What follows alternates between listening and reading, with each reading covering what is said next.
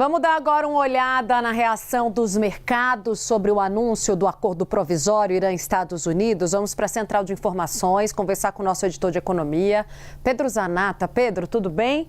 Boa tarde.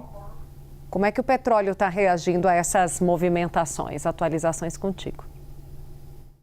Boa tarde, Tainá. Boa tarde, Uribe. Olha, o primeiro momento agora é de euforia nos mercados globais. Bolsas estão batendo recordes na Europa, na Ásia e também nos Estados Unidos. O índice Nikkei, que é do Japão, fechou em recorde. O estoque 600 da Europa também bateu recorde. E lá nos Estados Unidos, o Dow Jones também segue esse mesmo ritmo. E claro, tudo isso por conta desse acordo provisório entre Estados Unidos e Irã. Nesse primeiro momento gera todo esse otimismo no mercado financeiro, que também refaz as leituras sobre os juros no mundo, o trabalho dos bancos centrais. E dentro desse escopo também a gente tem o petróleo, que é um dos principais personagens aí, itens em torno dessa guerra. O petróleo ele tem uma forte queda no dia de hoje, como vocês acompanham, mais de 5%. O tipo Brent, que é a principal referência no mercado internacional, cai próximo ali aos $80. Lembrando que o petróleo Brent chegou a bater ali a casa dos $120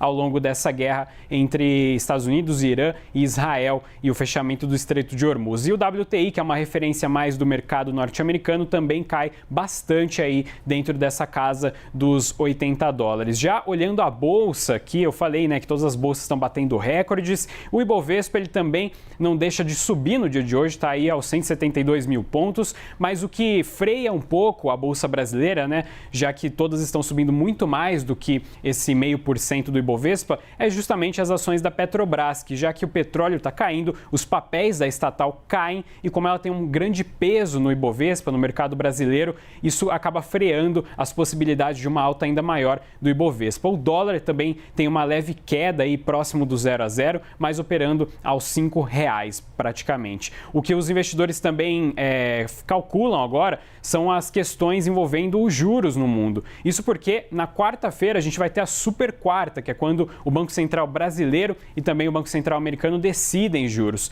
E diante desse acordo entre Estados Unidos e Irã, os economistas passam a ver uma chance menor e um alívio nos comunicados dos bancos centrais, o que beneficia ativos de risco e os mercados emergentes, como é o caso do Brasil. Mas, mais uma vez, como a gente tem visto ao longo de toda essa guerra, nesse primeiro momento a gente tem euforia, mas não dá para saber o que vai acontecer exatamente ainda, até porque os termos do acordo não foram divulgados, então todo mundo fica aí nessa espera pelos termos e também de olho. Se caso acontecer alguma coisa, a gente sabe, o mercado é muito rápido, as coisas podem virar de uma hora para outra, então todo mundo segue acompanhando aí as tratativas em torno desse acordo.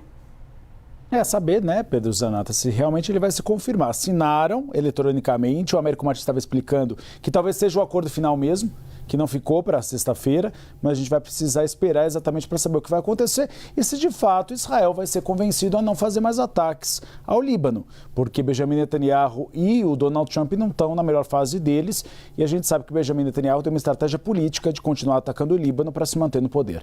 Obrigado pelas informações, Pedro Zanata. Eu vou falar a expectativa econômica aqui no Brasil, porque o governo brasileiro acredita que um acordo entre Estados Unidos e Irã deve reduzir sim a pressão inflacionária em médio e longo prazos. Com a reabertura do Estreito de Hormuz, que responde por 20% do trânsito global de petróleo, a expectativa na gestão federal é de uma renormalização do comércio até o final do ano. Os efeitos ao consumidor brasileiro, no entanto, não serão automáticos, infelizmente, já que os países produtores de petróleo tendem a querer recuperar as perdas dos últimos meses.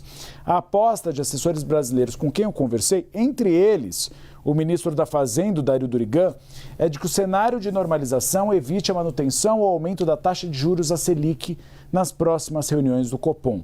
O cenário de um acordo de paz também diminui o receio pela falta de fertilizantes nitrogenados para a safra de verão em outubro. Eles são feitos principalmente com os gases do petróleo. E o Brasil importa grande parte deles. Havia uma preocupação do agronegócio brasileiro. Inclusive, o chanceler brasileiro Mauro Vieira chegou a ir ao Oriente Médio em busca de novos fornecedores.